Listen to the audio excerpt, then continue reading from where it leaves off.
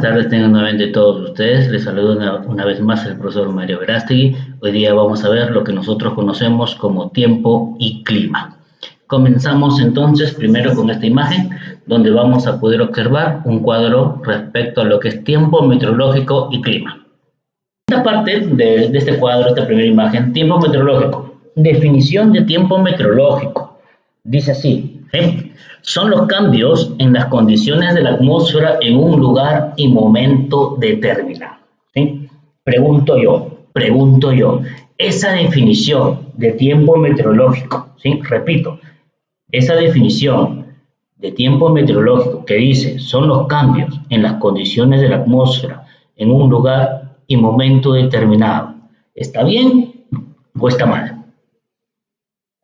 Lógicamente, esa definición está hermosa, sí, está perfecta, yo la he hecho, ¿sí? Está divina esa definición.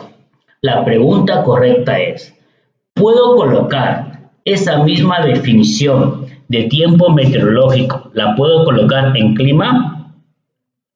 ¿Qué dicen ustedes, muchachos? ¿Se puede o no se puede colocar esa misma definición de tiempo meteorológico en el clima? ¿Se puede? Si tú dices que sí, ¿por qué? Si dices que no, ¿por qué? Siempre hay un por qué, ¿verdad? Veamos, ¿sí? Tanto para los que dicen sí como para los que digan no. Pregunto yo, ¿el clima se traduce en los cambios que hay en las condiciones de la atmósfera? Sí. ¿En un lugar? Por supuesto. ¿En un momento o tiempo determinado? Sí. Entonces, esta definición de tiempo meteorológico yo la puedo colocar en clima, no hay ningún problema.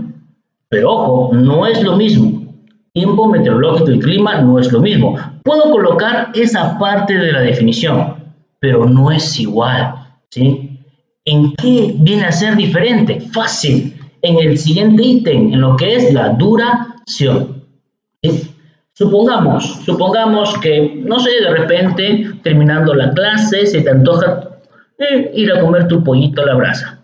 Sales de tu casa, protegido como corresponde por la situación, ¿sí? Y comienza a caer una lluvia incesante, ¿sí? Una precipitación intensa, pero de corta duración, ¿sí? Mira, precipitación intensa de corta duración. ¿De qué estamos hablando? Estamos hablando del chubasco, ¿sí? Un chubasco es una precipitación muy intensa, pero de corta duración. Si estamos diciendo que aquí este cambio en las condiciones de la atmósfera, ¿sí?, es de corta duración, ¿de qué estamos hablando? ¿De tiempo meteorológico o de clima?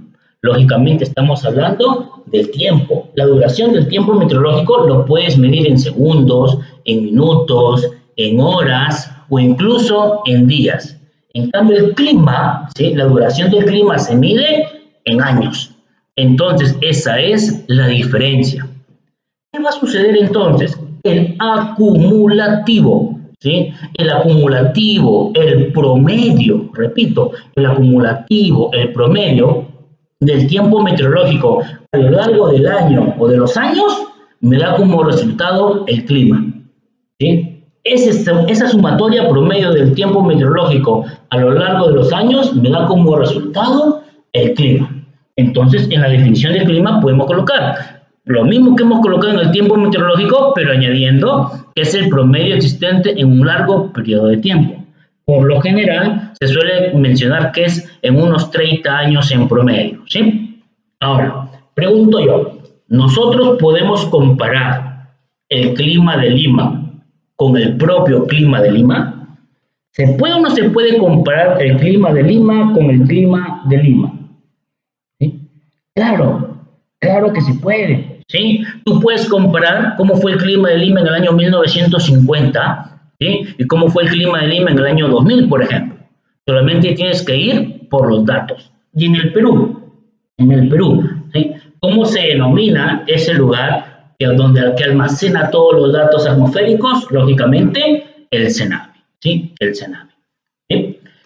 Ahora, ahí tenemos, ¿quién estudia el tiempo meteorológico? Lógicamente la meteorología. ¿Y quién estudia el clima? La climatología. Corrígeme si me equivoco. ¿De repente te ha pasado a ti? ¿O de repente tú mismo lo has dicho?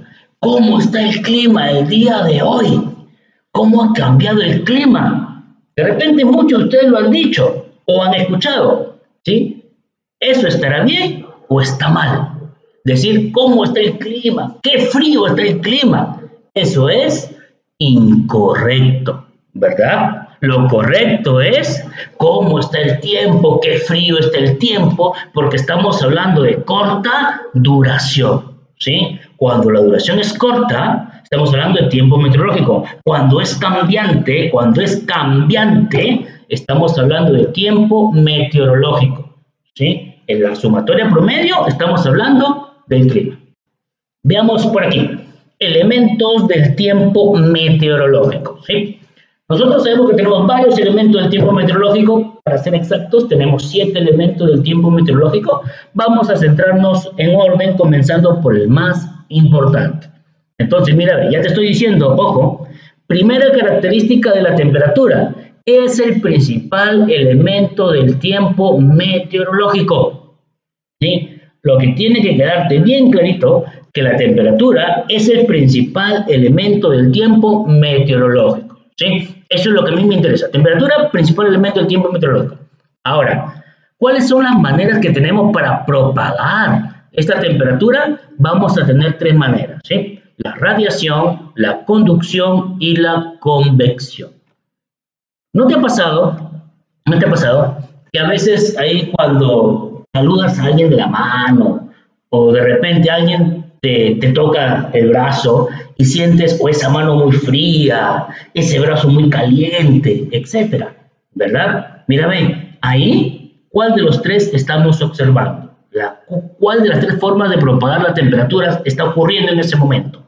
¿La radiación, conducción o convección? Estoy, por ejemplo, en un saludo de manos, en un apretón de manos, ¿sí? En un apretón de manos. Ahí las 2 personas no necesariamente tienen que tener la misma temperatura. Entonces, ¿qué es lo que va a suceder? Ahí hay una conducción de temperatura, ¿sí?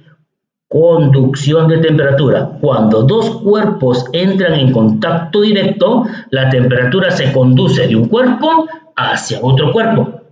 Pero, ¿cuál es el requisito para que exista esa conducción de la temperatura? Fácil, que los cuerpos tienen que tener diferente temperatura, ¿sí?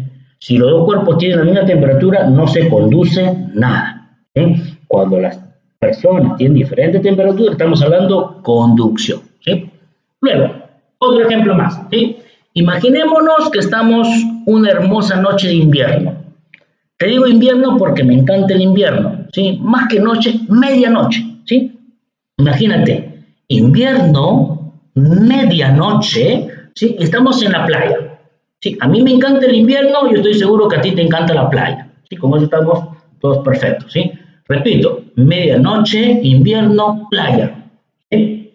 Estamos ahí en la playa y estás que te mueres de frío, ¿sí? Estás que te mueres de frío. Lógicamente, si estamos en la playa, tenemos leña, ¿verdad? Hemos llevado para hacer la fogata respectiva. Entonces, la prendemos, ¿sí? La prendemos. Aquí te estoy diciendo esto porque vamos a encontrar una manera de cómo propagar la temperatura, ¿sí? Aquí la temperatura se está propagando por el espacio a corta distancia, porque tú te vas a mantener cerca de esa fogata para calentarte. Lógicamente no la vas a tocar, no te quieres quemar, ¿sí? ¿Cómo se llama la manera de propagar la temperatura por el espacio a corta distancia? Solamente quedan 2 opciones, o es radiación o es convección. En este caso, lógicamente, es la radiación, ¿sí? Ahí estamos hablando de la radiación. Es la manera de propagar la temperatura por el espacio a corta distancia. Esas son las 2 más conocidas. Y luego tienes a la convección. Mira, ven. Estoy seguro que esto nos ha pasado a todos, ¿sí? A todos, sin excepción alguna, nos ha pasado. Llegas, ¿sí? Un sábado, un domingo a tu casa, luego de haber jugado, haber hecho lo que tú quieras, y llegas con hambre, pues, plan de 1 a 2 de la tarde. Llegas con hambre y le preguntas a tu mami, mami, ¿qué has cocinado? Tu mamá, la más amorosa del mundo, ¿sí? Está feliz porque lavó, planchó, trapeó, cocinó, arregló tu cuarto, etc. Y tu mami, la más amorosa, te va a responder, comida. ¿verdad? Te responde comida. Tu espíritu científico te hace ingresar a la cocina para ver qué es lo que preparó tu mami, ¿verdad? Y cuando ingresas a la cocina, ¿qué vas a ver? Lógicamente, lo que más te importa, la misma cocina, ¿sí? Encima de la cocina, una olla. Es normal. Y encima de la olla, ¿qué encontrabas encima de la olla? No me digas la tapa. Encuentras otra olla, ¿verdad? Eso hacía mi abuelita. Mi mamá era una salvaje, ponía una olla más encima, ponía una tetera más encima. ¿Sí? ¿Qué están haciendo ahí tu abuelita o tu mamita? ¿Qué están haciendo? En realidad, están ahorrando gas, ¿verdad? Eso es lo real. Pero ahí, sin saber, tu mamá y tu abuelita están aplicando las 3 maneras de propagar la temperatura. ¿Sí? Ahí está la hornilla y la olla cerca, estamos hablando de radiación. Ollas en contacto directo, estamos hablando de conducción. ¿Sí? Conducción. ¿Y cómo se denomina esa manera de propagar la temperatura de forma vertical y por diferencia de densidad? ¿Sí? De forma vertical y por diferencia de densidad se denomina convección. En los libros, la convección se representa como una vela encendida. Claro, ¿sí? Una vela, ¿sí? ¿Cómo se consume? Verticalmente, ¿sí? Y la densidad de la cera en estado sólido no es la misma que en estado líquido, ¿sí? Entonces, repetimos, temperatura, principal elemento del tiempo. Eso es lo que a mí me importa. Eso es lo que yo quiero que tú recuerdes. Temperatura, principal elemento del tiempo meteorológico. 3 maneras de propagar la temperatura. Radiación, que es por el espacio a corta distancia. Conducción, que es cuando 2 cuerpos entran en contacto directo. Y la convección, que es de manera vertical y por diferencia de densidad. Por lo general se da en la masa de aire, en las masas acuosas. Luego, número 2, radiación. Sabemos que estamos hablando de la radiación solar, eso lo sabemos, pero dejemos nada más radiación. ¿Sí? La radiación es la principal fuente de energía.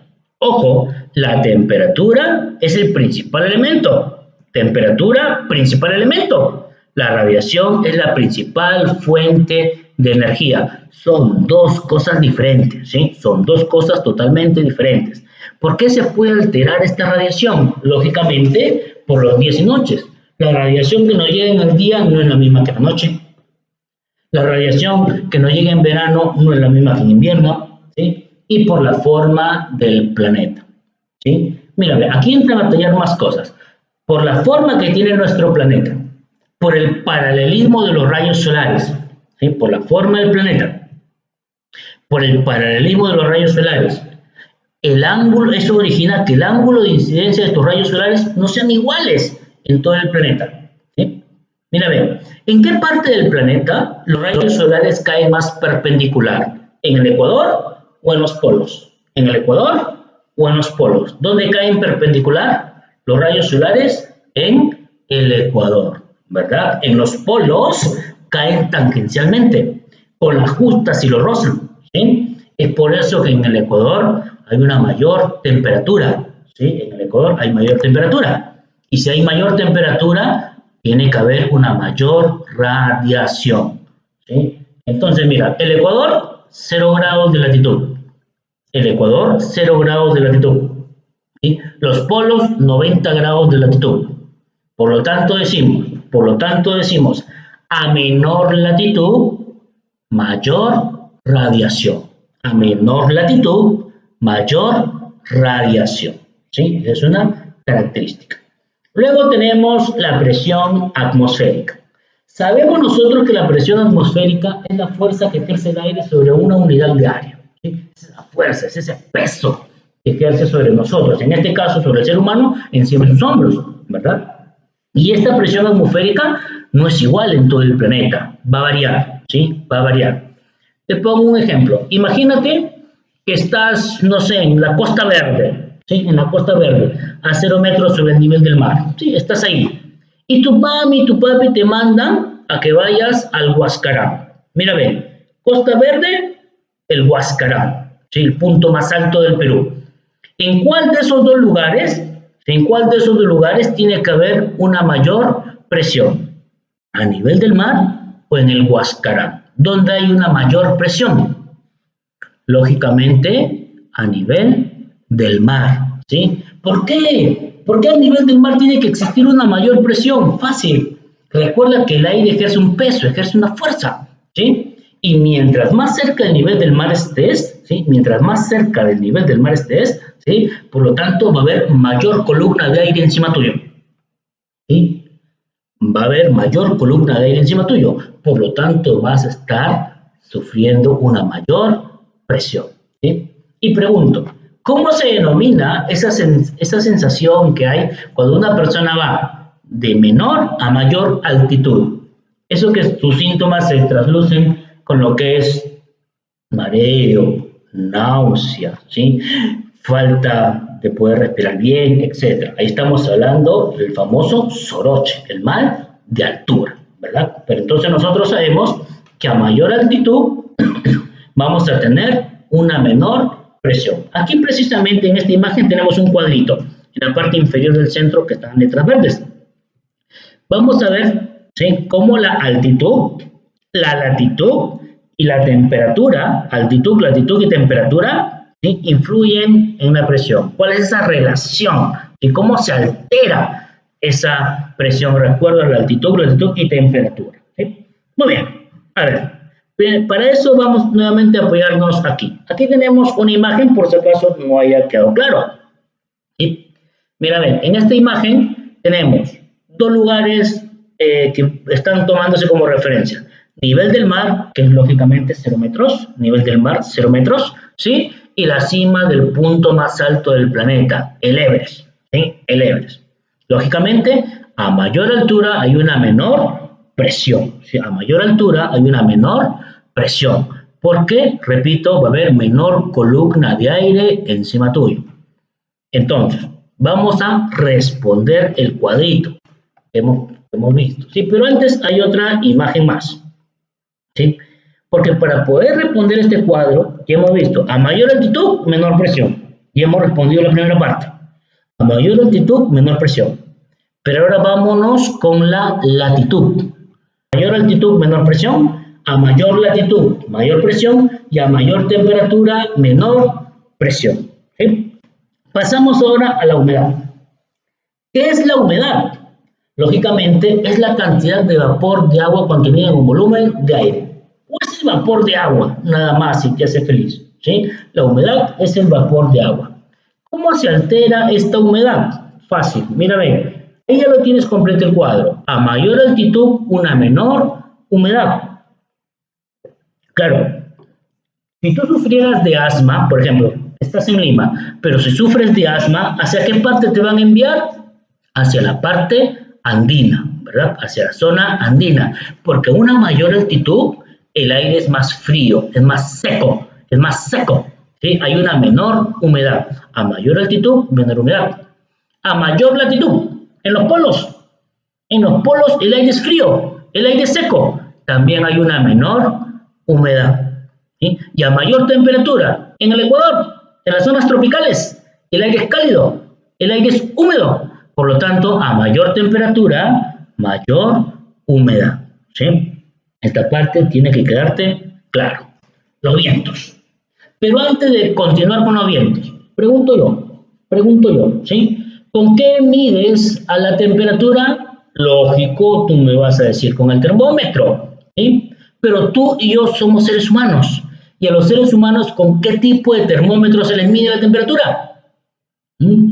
¿Con qué se les mide a los seres humanos la temperatura?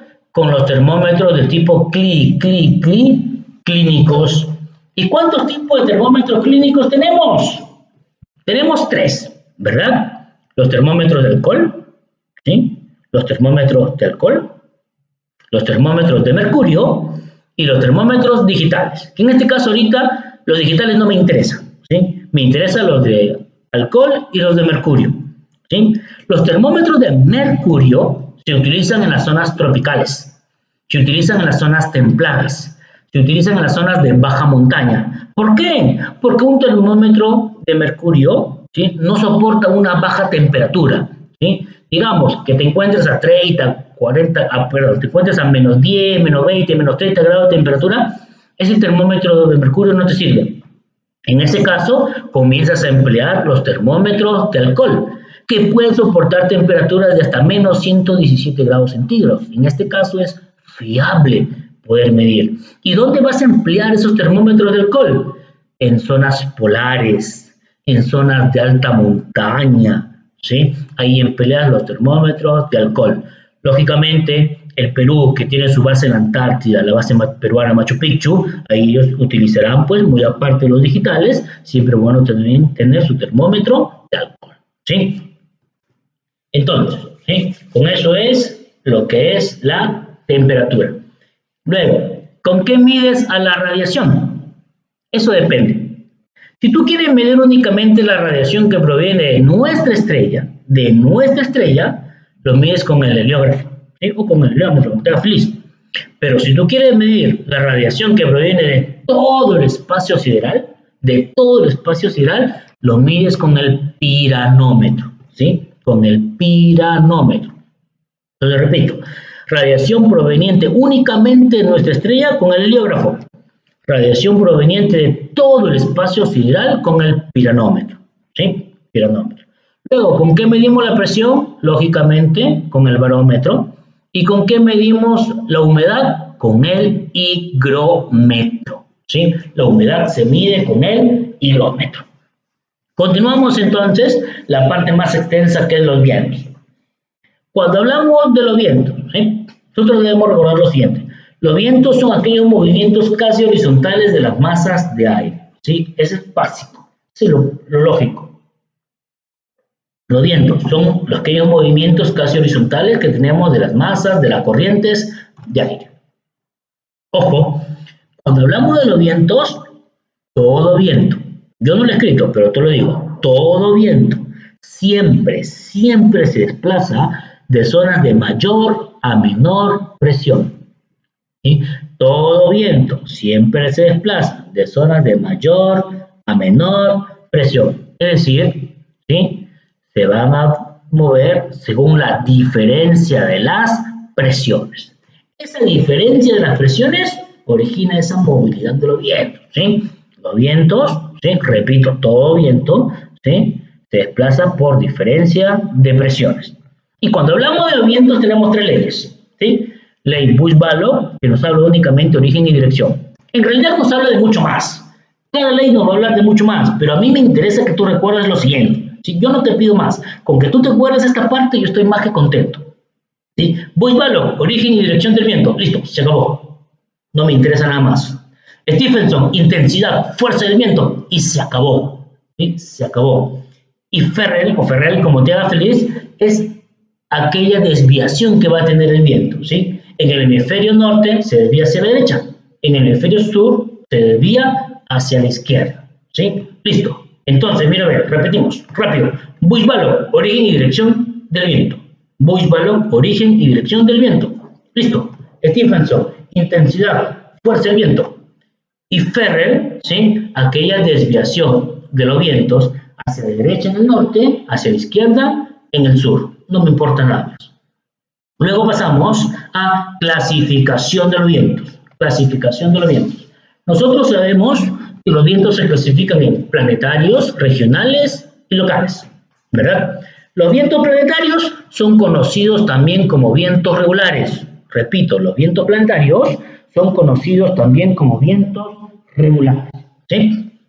Ahora, estos vientos planetarios recorren todo el planeta, eso debe su nombre, en una misma dirección durante todo el año, ¿sí? No van a cambiar de dirección, cada segundo de su vida hacen lo mismo, ¿sí? Entonces, nosotros sabemos que tenemos tres tipos de vientos planetarios, los alisios, los contralisios y los circumpolares, ¿sí?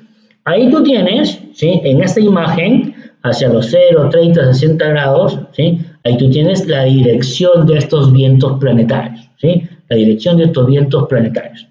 Pregunto yo, ¿sí? Yo quiero saber si es que me pongas en los comentarios, por favor, si es que tú recuerdas a cuál de estos vientos planetarios se le conoce como vientos del este.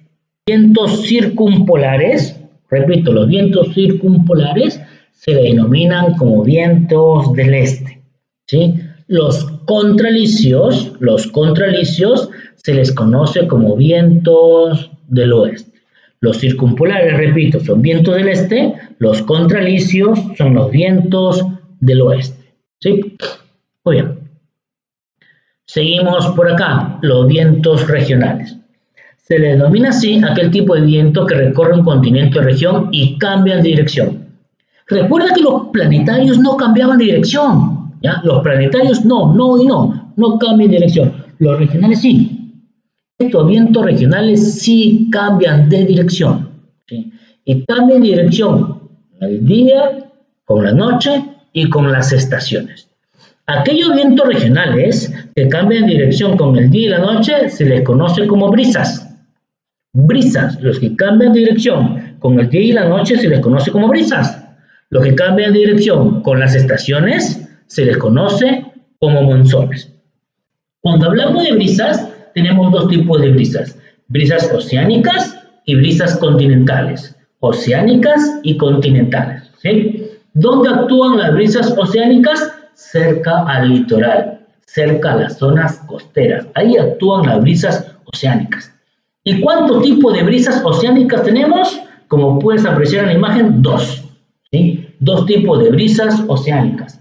Tienen las brisas de mar y las brisas de tierra, ¿sí? Las brisas de mar, si tú no le quieres decir brisas de mar, no hay ningún problema. Le puedes decir virazón o virazones, ya sea en singular o en plural, ¿sí? Las brisas de mar se les conoce como virazón o virazones, ¿sí? Y las brisas de tierra se les conoce como terral o terrales, singular, plural, como terra feliz, ¿sí? Entonces, mira, ve, las brisas oceánicas de mar actúan en el día. Las brisas oceánicas de tierra actúan en la noche, ¿sí? Las de mar en el día, las de tierra en la noche, ¿sí? Pregunto yo, ¿cuál de estos dos tipos de brisas oceánicas favorece a la pesca artesanal? ¿Quién tiene que favorecer a la pesca artesanal? ¿Las de mar o las de tierra? ¿Quién favorecerá a esos pescadores artesanales, sobre todo los que salen en vela, ¿sí? Utilizan una vela para poder adentrarse al mar, lógicamente, los terrales, ¿sí? Recuerda tú precisamente que los pescadores artesanales salen en la noche o salen en la madrugada, aprovechando estas brisas de tierra para adentrarse mar adentro.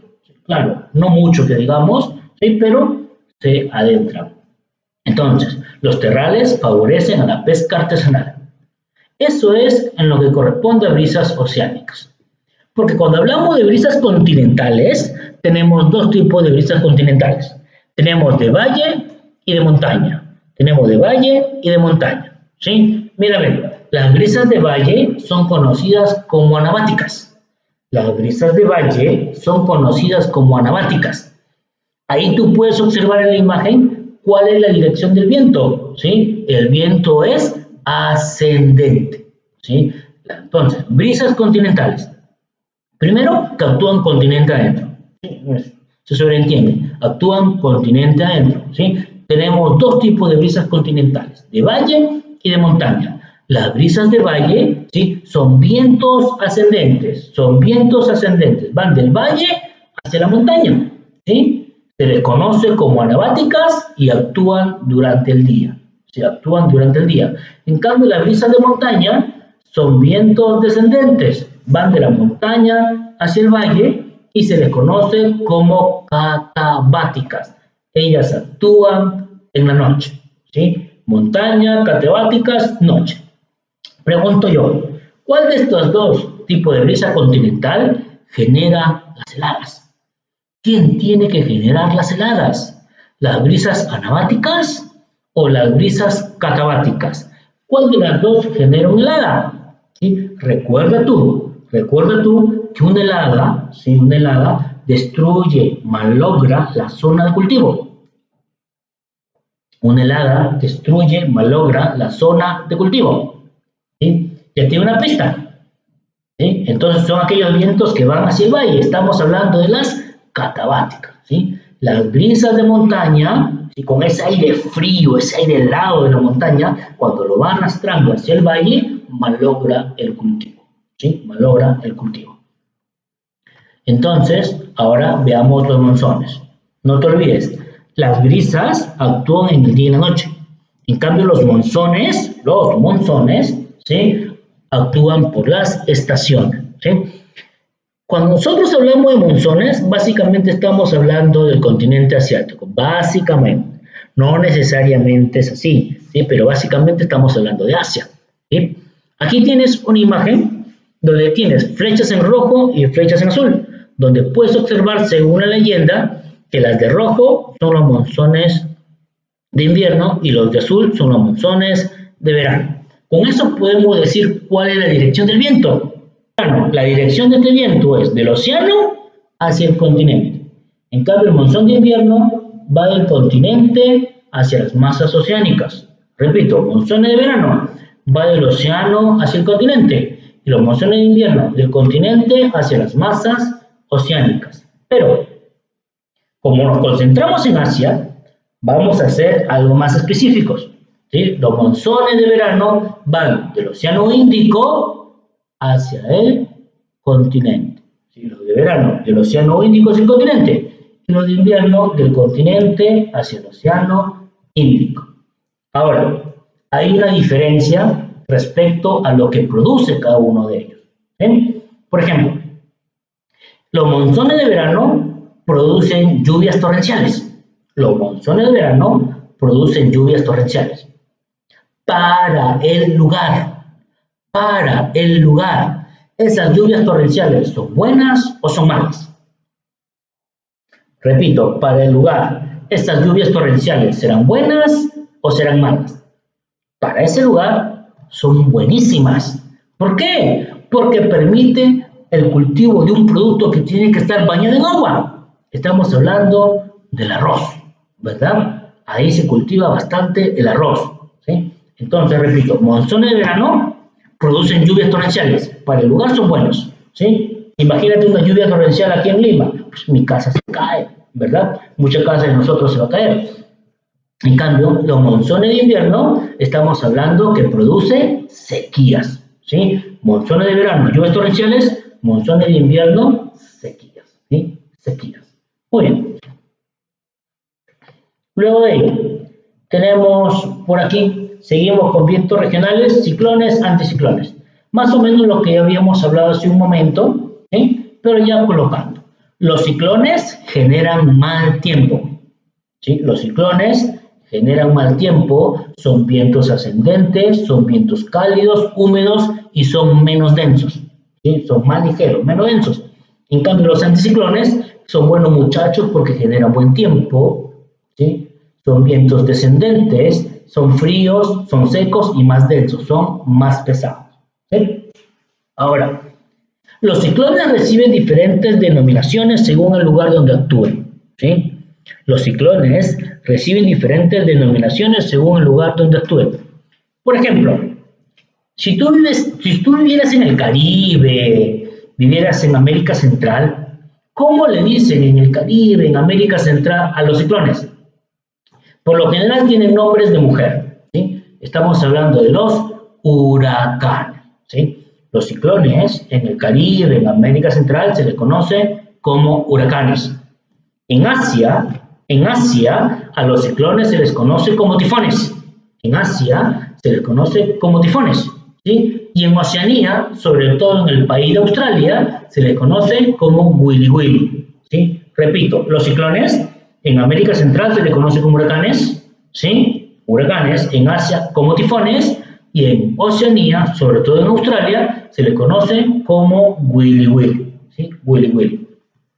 Luego, antes de pasar a la siguiente imagen, pregunto yo, lo que es un huracán y lo que es un tornado. Sabemos que tanto los huracanes como los tornados, ¿sí? Los huracanes como tornados, son muy intensos. Pero pregunto yo, ¿sí? ¿Cuál de los dos, huracán o tornado, se origina ¿Cuál de los dos, huracanes o tornados, se origina en las masas acuosas? ¿Quién de los dos se forma en las masas acuosas, en las masas oceánicas? Los huracanes, ¿sí? Los huracanes se forman en las masas oceánicas. Los tornados se forman en las masas continentales. ¿Quién es más intenso? ¿Quién es más peligroso? ¿Un huracán o un tornado? ¿Quién causa más daño? Recuerda tú que un huracán categoría 5 en promedio alcanza los 200 kilómetros por hora. ¿Sí? Imagínate, la fuerza del viento de 200 kilómetros por hora. Estamos hablando ahí de los huracanes. Pero los tornados pueden alcanzar los 500 kilómetros por hora. 500 kilómetros por hora. Entonces estamos hablando que los tornados son más intensos. Sabemos que los dos causan destrucción. Pero ¿quién causa una mayor destrucción? Los tornados. ¿Por qué los tornados? Porque ya actúan in situ, sobre el lugar. Pueden actuar directamente sobre las casas. ¿Sí? Esa es la diferencia. Otra diferencia, que los huracanes tienen mayor amplitud, tienen mayor duración. ¿Sí? En cambio, un tornado tiene menor amplitud y puede durar únicamente unas horas. Los huracanes pueden durar días, pueden durar semanas. ¿Sí? Pasamos ahora a los vientos locales. Se les llama así porque recorren un pequeño sector, lugar o país. Aquí hemos colocado una pequeña lista con uno que otro viento conocido de uno que otro lugar o país. Por ejemplo, pampero. Viento pampero. ¿Entre qué países se localiza el viento pampero? Fácil, entre Argentina y Uruguay. La mayoría responde únicamente Argentina. Es lo correcto. Pero en realidad estamos hablando que el viento pampero es entre Argentina y Uruguay. ¿Sí? Es un viento compartido por ambos países. Luego, jugamos de locales, viento paraca, lógicamente en Perú, y el viento del tipo blizzard. ¿Sí? Blizzard, estamos hablando de Estados Unidos. Ojo, ojo, los vientos del tipo blizzard, porque es el nombre que se da a este viento, ¿sí? En Inglaterra, por ejemplo, en el Reino Unido se les conoce como ventisca.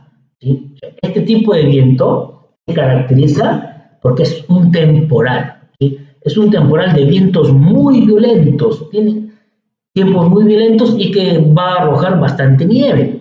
¿Sí? Entonces, es un tipo de viento, digamos, peligroso. Por eso en Siberia se les conoce como el jefe. ¿Sí? A los vientos de este tipo, repito, en Inglaterra y en el Reino Unido se les conoce como ventisca. En Siberia se les conoce como el jefe, este tipo de viento.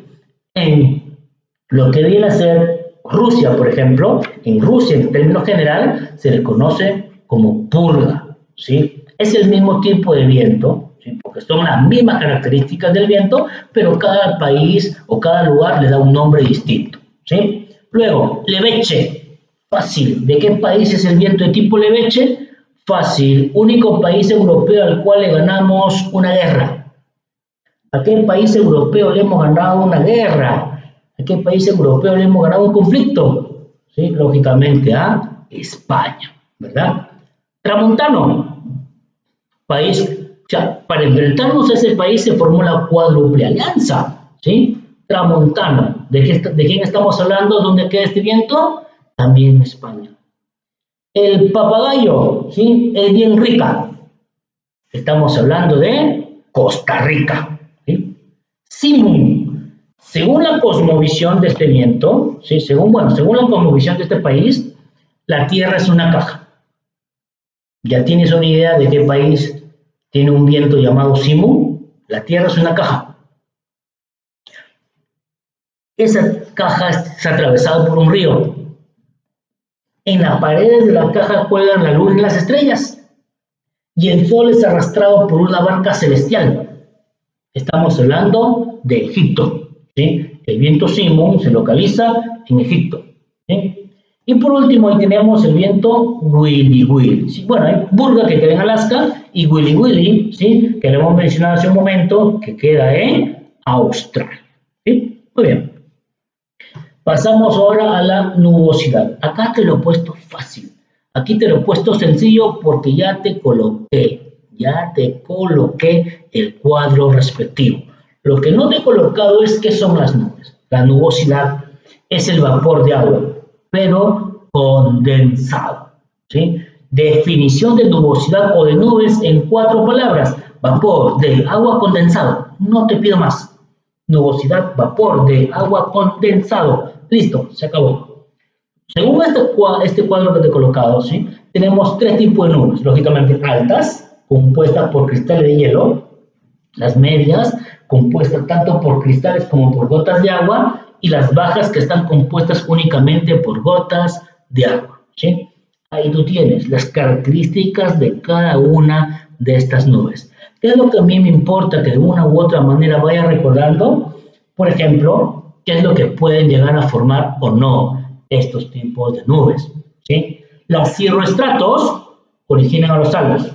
Las cirroestratos originan a los halos. Las altocúmulos forman el arco iris. Las altocúmulos forman el arco iris. Las cumulonimbos producen los truenos, rayos, chubascos, relámpagos. Las nimbos generan lluvias torrenciales, ¿sí? Lluvias torrenciales. Las cúmulos no producen lluvias, ¿sí? Ahí tú tienes la característica de cada uno de ellos. Luego le puedes poner pause o haces una captura de pantalla, ¿sí? De esta imagen para que lo puedas tener con mayor comodidad. Aunque igual, ¿sí? Este archivo se te va a enviar al Classroom de la clase, ¿sí? Al Classroom de la clase y lo voy a subir todo el archivo completo, ¿sí? Ahí para que tú puedas observar. Repito, a mí me interesa que tú recuerdes qué es lo que producen cada una de estas lluvias, es decir, la característica. Eso es lo importante del caso, ¿sí? Luego, la precipitación. La precipitación es un Ronaldo, el original, el brasileño. Es decir, es un fenómeno, ¿sí? La precipitación es un fenómeno.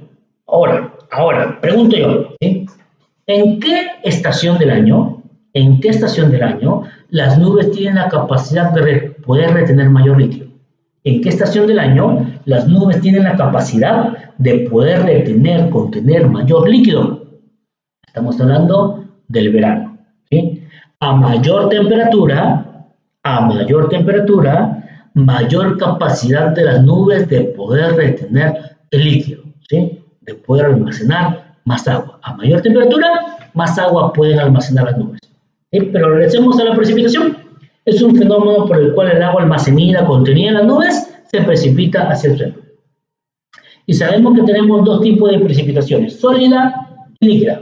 Para que la precipitación sea sólida, la temperatura debe ser menor a 0 grados centígrados. Para que la precipitación sea sólida, la temperatura debe ser menor a 0 grados centígrados. Para que sea líquida, tiene que ser mayor a 0 grados centígrados, ¿sí? Ahí tú tienes, ¿sí? En la imagen, los tipos de precipitación, ya sea sólida o líquida. Tienes los ejemplos. Y luego los niveles de precipitación según los lugares. Lógicamente, en la zona ecuatorial, que el aire ya de por sí es cálido, es húmedo, ¿sí? Entonces se caracteriza porque es la más lluviosa, la región más lluviosa del planeta. Más de 2.000 milímetros de precipitación al año. Para que te hagas una idea, un milímetro de lluvia significa que ha caído 1 litro de agua por metro cuadrado. Cada milímetro de precipitación es 1 litro de agua por metro cuadrado. Aquí estamos hablando que en la zona ecuatorial, ¿sí?, caen más de 2.000 litros de agua por metro cuadrado al año, ¿sí? Entonces hay una gran precipitación. Luego, en la zona tropical, de 500 a 2.000, la templada de 500 a 1.000, polar menos de 250. Ahí tienes el cuadro sin ningún problema. Repito, toda esta información se va a pasar al Classroom de la clase, ¿sí? Y luego, continuamos ahora con factores climáticos. A ver, hasta lo que es precipitación, hemos hecho elementos del tiempo meteorológico. Vamos con factores climáticos. Pero recuerda tú, el estado promedio del tiempo me da el clima. El estado promedio del tiempo me da el clima. Por lo tanto, esos mismos elementos del tiempo que hemos acabado de ver, esos 7 elementos del tiempo, son los elementos del clima. Los elementos del tiempo también son los elementos del clima. Repito, los elementos del tiempo son los mismos elementos del clima. ¿Sí? Entonces, tanto el tiempo como el clima tienen elementos. ¿Sí? Tanto el tiempo como el clima tienen elementos. Pero solamente el clima tiene factores. Solamente el clima tiene factores. ¿Sí? Y si hablamos de factores climáticos, tenemos de dos tipos, cósmicos y geográficos. ¿Sí? Los factores cósmicos, lógicamente, la forma del planeta, los movimientos de rotación, movimiento de traslación, energía solar y la inclinación del eje terrestre. Cuando hablamos de factores climáticos geográficos, la latitud, ¿sí? La altitud, la oceanidad, o sea, la cercanía a masas oceánicas, masas acuosas, la continentalidad y el relieve. Esos son los factores climáticos cósmicos y geográficos. Repito, para que no te olvides, los elementos del tiempo son los mismos elementos del clima. Los elementos del tiempo son los mismos elementos del clima. ¿Sí? El clima tiene elementos y tiene factores. El clima tiene elementos y tiene factores. En cambio, el tiempo solamente tiene elementos, nada más. ¿Sí?